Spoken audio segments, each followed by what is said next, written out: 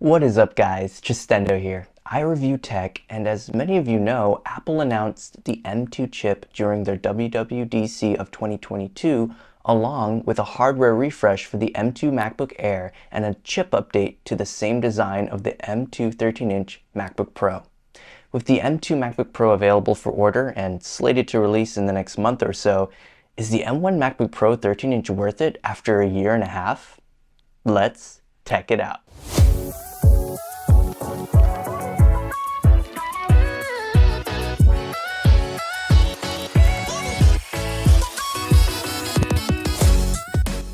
When it comes to the design of the laptop, it's ultra slim, sleek, comes in a space gray or silver finish, and weighs at only 3 pounds.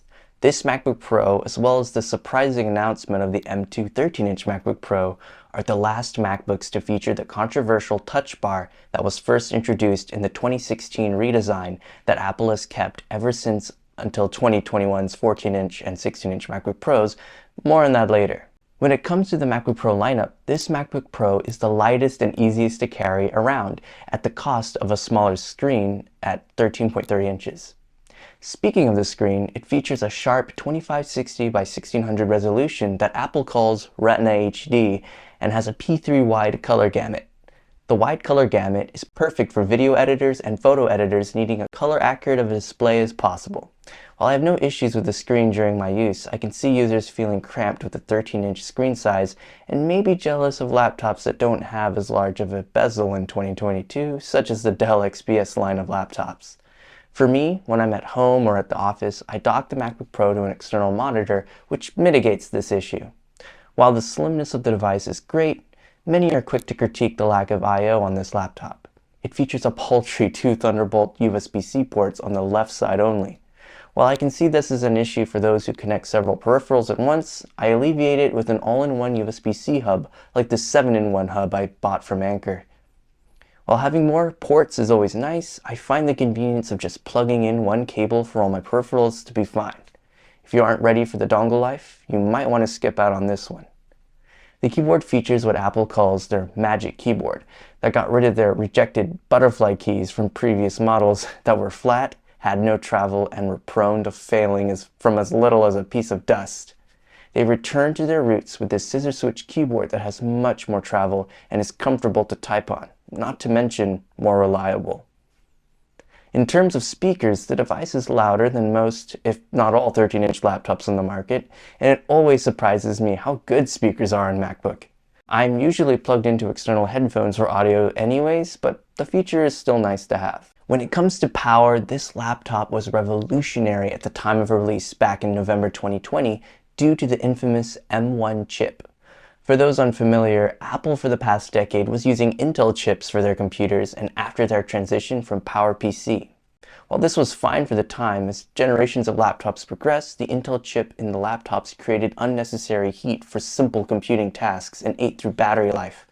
Intel's chip design is contradicting to Apple's goal of making power-efficient computers that are powerful but slim in size.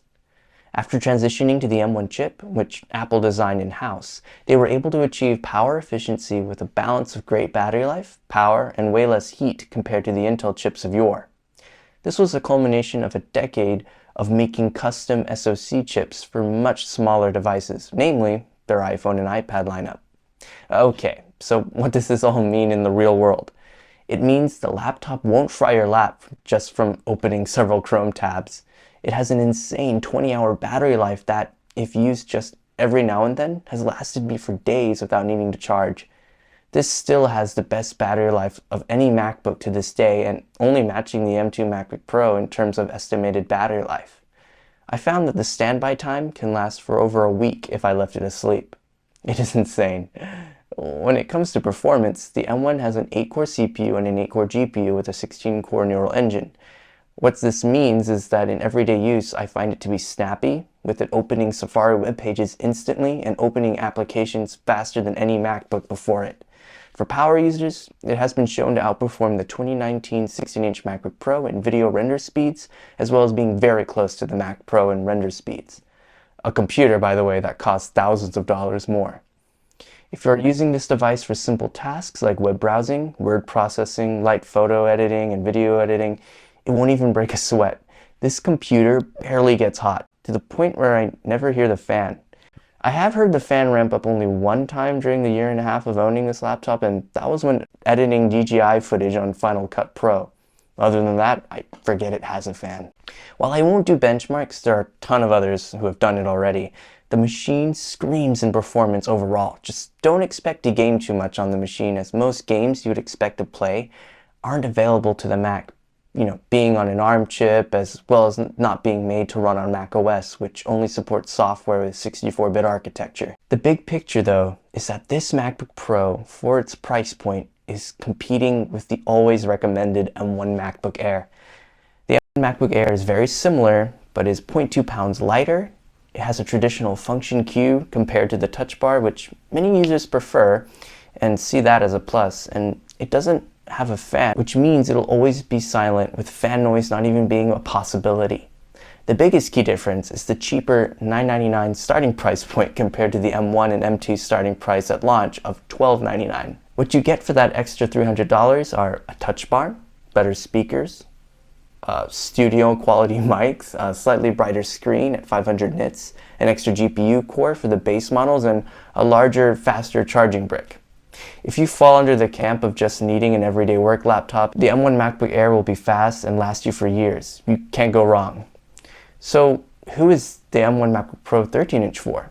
For those who want more sustained performance than the M1 Air, but don't need or want to splurge for the superior 14-inch and 16-inch models, then this will definitely be the MacBook for you. Or maybe you just are a fan of the Touch Bar and want the last Macs Apple will likely sell that have it. To me, the M1 and M2 MacBook Pro 13-inch are more like MacBook Air Pros than a traditional MacBook Pro.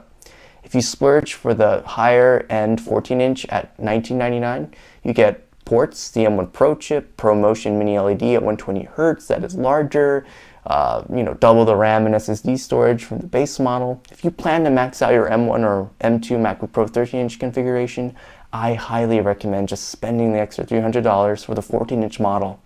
For those on a budget, the M1 Air is a no-brainer, and for those who want the M2 but don't want the dated design of the 13-inch Pro, go for the M2 Air for $100 less. For the small group of Pro users that love the Touch Bar or just find that this model ticks all the boxes for you compared to the M1 and M2 Air, go big with the M2 13-inch Pro, or find the M1 13-inch Pro at a discounted refurbished rate. There's a reason why Apple says that this is their second best-selling MacBook. If you guys enjoyed this content, make sure to like this video and subscribe so I can continue to make videos that I hope can help people with their tech decisions. I'll try to post every Tech Tuesday, and I'll catch you guys in the next one.